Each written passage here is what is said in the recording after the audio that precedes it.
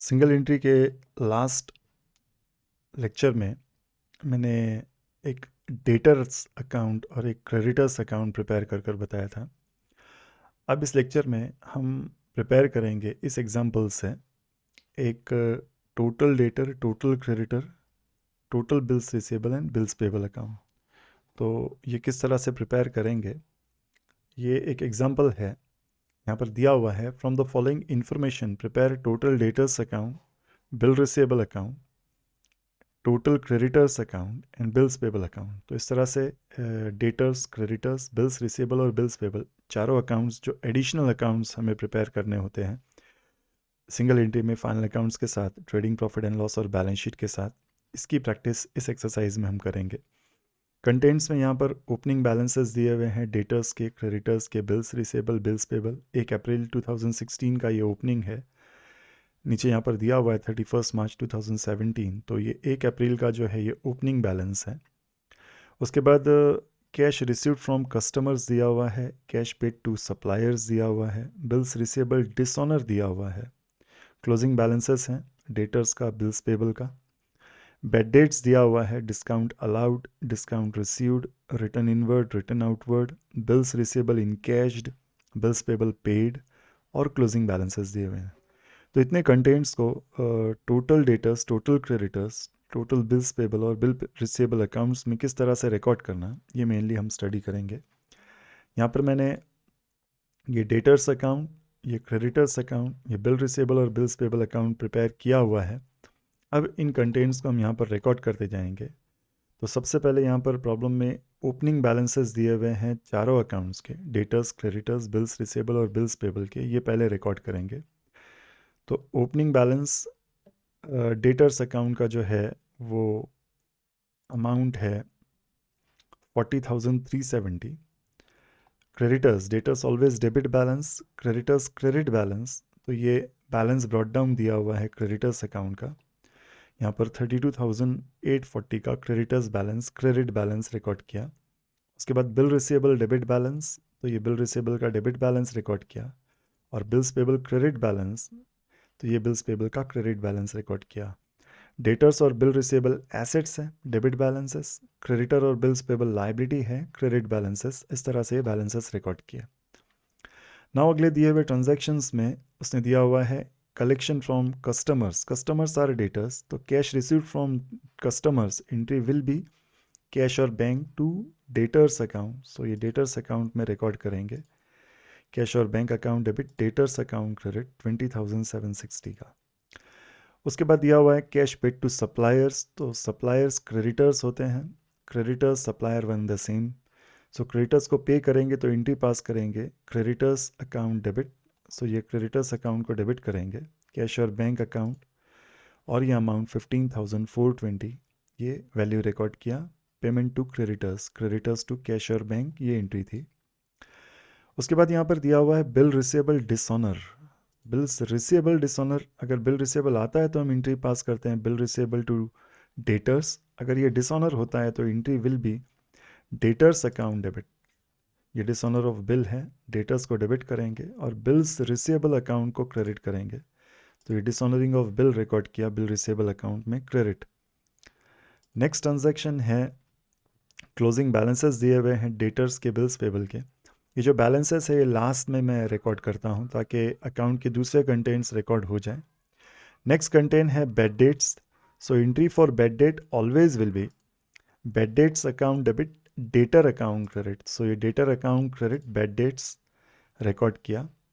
Next जो content है वो है discount allowed. Again entry will be discount allowed account debit, debtors credit. So ये डिस्काउंट अलाउड रिकॉर्ड किया डेटर्स अकाउंट के क्रेडिट में। उसके बाद नेक्स्ट जो कंटेंट है वो है discount received. So discount received will be a creditor content. तो entry will be discount received income है, creditor account debit, discount received account credit. इस तरह से ये रिकॉर्ड किया। उसके बाद रिटर्न इनवर्ड है 1330 का। So return inward entry will be, return inward debtors से ही रिलेटेड है, return inward account debit, debtors account credit. जो माल हम कैश सेल्स, क्रेडिट सेल्स या सेल्स करते हैं, अगर क्रेडिट में माल बेचा और वो अगर वापस आता है that will be termed as a return inward और सेल्स रिटर्न। 1330 का ये रिटर्न इनवर्ड रिकॉर्ड किया। नेक्स्ट जो है रिटर्न इनवर्ड के बाद रिटर्न आउटवर्ड है, it will be a creditor content, entry will be creditor debit return outward credit, ये एंट्री है जो टोटल परचेसेस से लेस होता है। नेक्स्ट है bills receivable encashed, that is bill receivable honoured, entry will be bill receivable account cash account debit bill receivable credit, ये entry है। So cash और bank debit bill receivable credit, ये record किया। Next जो content है वो है bills payable paid, so bills payable को पे किया, entry will be bill payable account debit to cash, ये एंट्री है कैश और बैंक।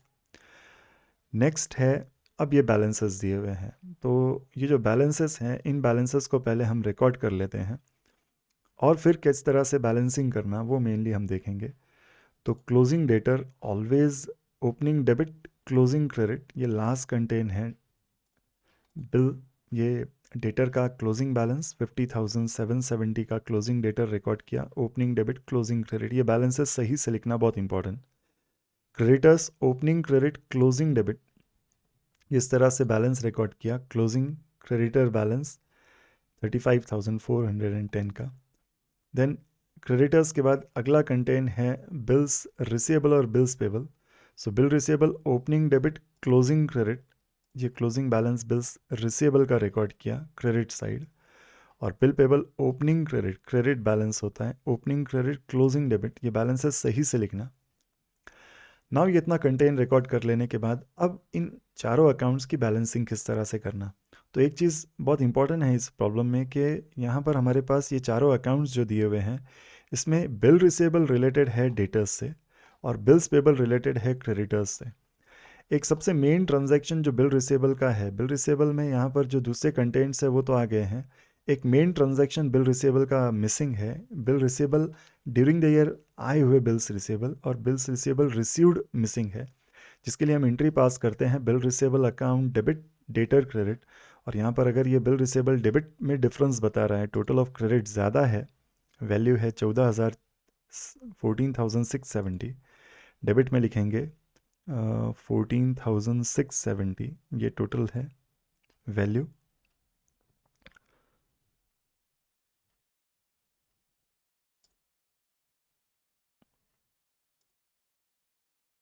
नाउ ये 14,670 का ये जो बैलेंस रिकॉर्ड किया, ये डिफरेंस है अब इसका जो वैल्यू दैट विल बी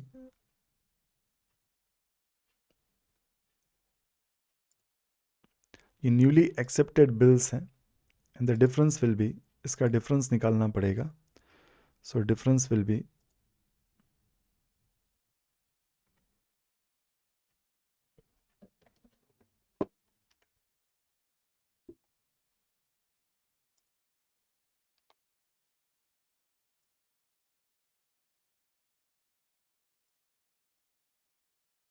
ये जो है 14,670 है। सो डेटर टोटल जो है वो 14,670 है, डेबिट में लिखेंगे 14,670 का ये टोटल।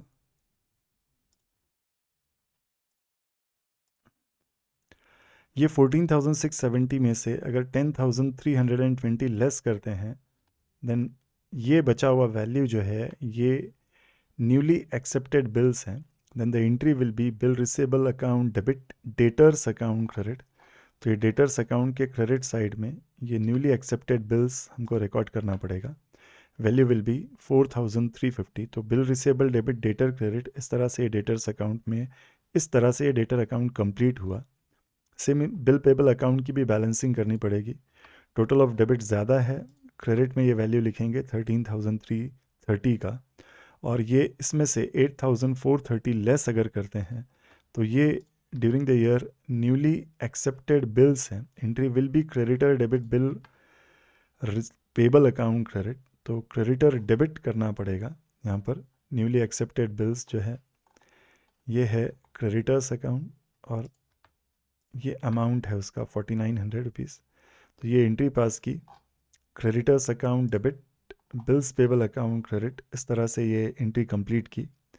तो सबसे पहले याद ये रखना है कि अगर ओपनिंग क्लोजिंग बैलेंसेस दिए हुए हैं debtors creditors bills receivable bill payable के, तो ये जो बिल रिसीवेबल है ये रिलेट है डेटर्स से, इसका जो भी बैलेंसिंग फिगर होगा it will be transfer to debtors. Generally वो अगर opening closing balances bill receivable का अवेलेबल है तो ये या तो during the year newly accepted bills बताएगा, जैसे आज हमने किया बैलेंसिंग फिगर से, या तो ये बताएगा डिसऑनर बिल।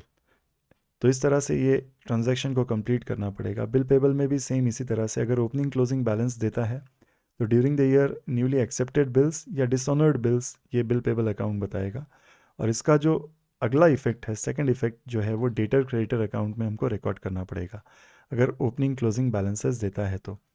बस अब यहाँ पर ये अगर अकाउंट की हम बैलेंसिंग करते हैं तो टोटल ऑफ क्रेडिट है 79,210, डेबिट में लिखेंगे 79,210, और इसमें से लेस करेंगे तो ये बैलेंसिंग फिगर है जो हमारा फाइनल आंसर है। तो ये इस तरह से यहाँ पर हमने रिकॉर्ड किया बैलेंसिंग फिगर।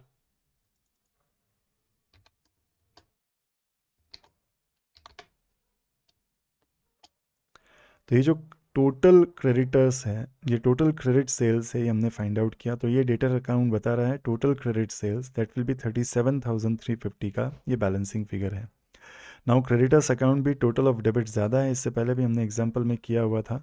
तो ये 57,710 है, क्रेडिट में लिखेंगे 57,710, और ये बचेगा 24,870, ये है क्रेडिट परचेसेस जो इसका बैलेंसिंग फिगर है।